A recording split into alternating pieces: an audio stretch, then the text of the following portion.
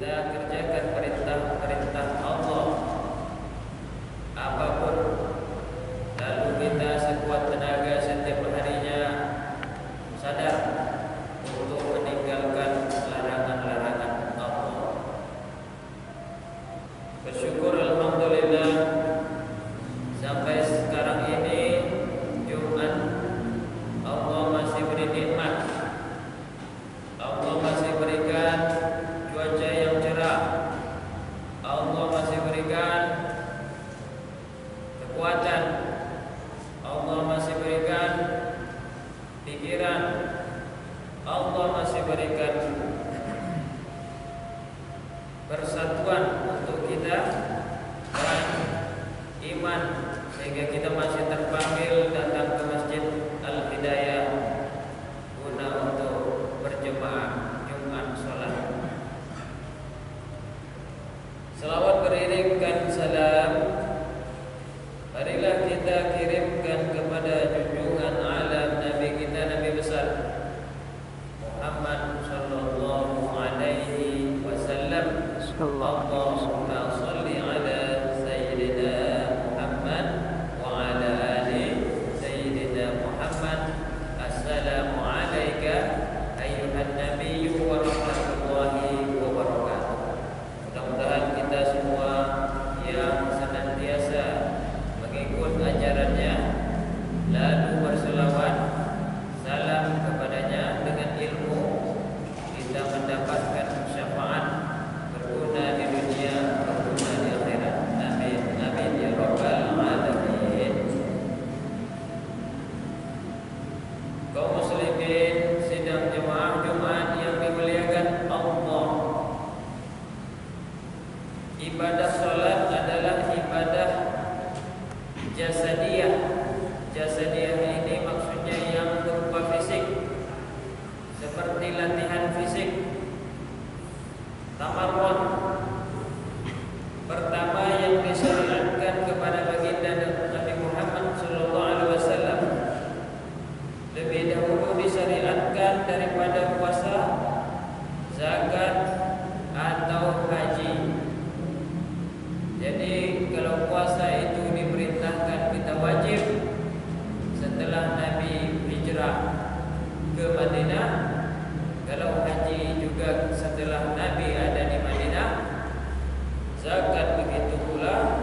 Tapi solat ini terjadi Isra dan Mi'raj ketika Nabi masih berada di Mekah, ketika masih susah payahnya beliau berdakwah dan sedikit pula pengikutnya.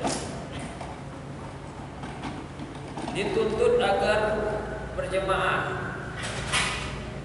Kalau ada alasan barulah boleh sendirian.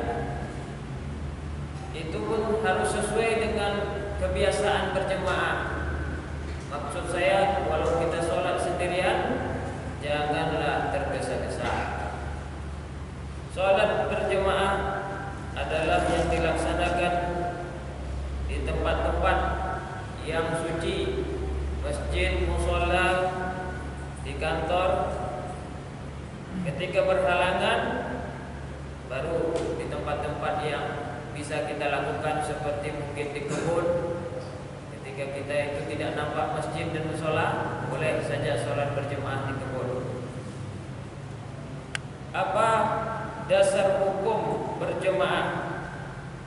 Dalam Al-Quran banyak. Bismillahirrahmanirrahim. Wa aqimus salata wa atuz zakah. Dan dirikanlah salat dan tunaikanlah zakat. Warka'u ma'ar raki'in, dan rukuk beserta orang-orang yang rukuk. Padahal di dalam salat itu ada rukuk, tapi disuruh lagi kita rukuk. Ini artinya kita juga harus menghormati. Rukuk ini kan menunduk, tidak membusungkan dada, tidak membanggakan kehebatanmu, gelarmu, pangkatmu, prestasimu saja. Tapi senantiasalah dalam kehidupan ini ada kalanya kita untuk menunduk. Ya boleh kita untuk tunjukkan sekali-kali supaya mereka tidak meremehkan, tapi jangan menjadi kebiasaan. Itu hanya terhadap sebuah pertarungan saja, atau untuk menggertak mereka yang melawan supaya tidak menganggap remeh kita ini. Tapi lebih-lebih dianjurkan wargamu rukuklah beserta orang-orang yang rukuk, beserta orang-orang yang tawaduk dan tidak membanggakan selalu dirinya. Dan Allah juga perintahkan dalam keadaan apapun sholat. Maka saya sering katakan, sholatlah kamu dalam keadaan apapun, dimanapun. Bahkan Nabi Muhammad SAW sedang berjalan, karena capek dalam perjalanan, lalu ia perintahkan kepada Bilal bin Rabah, "Ya Bilal, arihna bis shalah." Hai Bilal, kita istirahat dulu. Tapi istirahatnya itu adalah dengan sholat. Ternyata menurut hemat saya, sholat itu juga membangkitkan energi baru. Orang yang capek latihan, orang yang capek mengetik, orang yang capek berpikir, orang yang capek bekerja, itu kayaknya harus santai dulu lah, istirahat dulu. Cuci mukanya, basuh tangannya, basuh rambutnya, bergairah dia, cuci kakinya, bersemangat dia lagi. Kalau perlu tambah dengan sholatnya, supaya dia tidak terlalu banyak memikirkan dunia. Refreshing juga rupanya termasuk sholat ini. Dalam perang sendiri, wa idza kunta fihim fa aqamta lahumus shalah faltakum ta'ifah minhum ma'aka. Dalam perang sendiri kita tidak hanya harus perang terus melawan musuh, tapi apabila kamu berada di tengah-tengah mereka, lalu kamu hendak mendirikan sholat bersama mereka, maka hendaklah segolongan dari mereka berdiri besertamu. Ini artinya ada tuntunan sholat dalam perang. Sebagian berdiri, sebagian lagi siap-siap. Sebagian sholat maksud saya, sebagian menjaga. Sebagian lagi setelah menjaga itu selesai sholat dia, kita lagi balik menjaga. Yang kedua, hadis Rasulullah SAW, salatul jamaah tafdulu salatul fazzi bisab'i isrina darajah. Salat sama-sama itu lebih utama. Berapa keutamaannya? Kita tahu adalah 27 derajatnya. Ini lebih sempurna. Bahkan ketika Umar bin Khattab itu terlambat, makanya kalau sholat Jumat ini jangan juga meremehkan. Kita harus berada di dalam. Ketika khotib udah naik mimbar, ketika Umar itu terlambat sholat berjemaah, itu pun sholat asar. Maklumlah kalau manusia tentu sibuk dengan hidupnya. Dia sedang berada di kebunnya. Karena dia tidak ikut satu sholat bersama Rasulullah jemaah, akhirnya dia menyesal karena dia tidak ikut sholat asar berjemaah.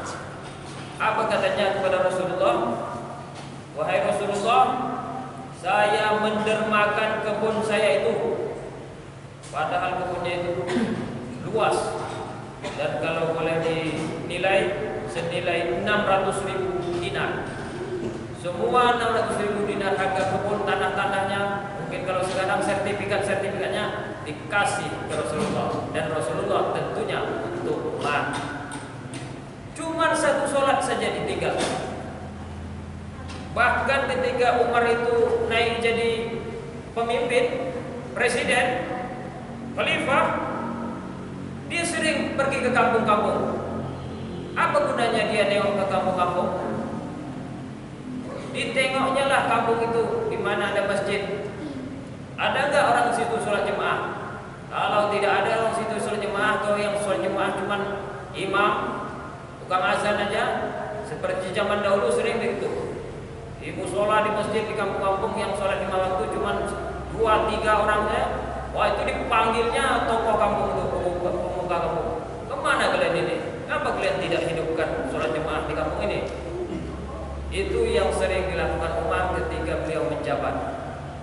Dan Sayyidina Ali juga jika tinggal sholat jemaah, bahkan sholat tahajudnya, sebagai hukuman besok malam dia tidak tidur.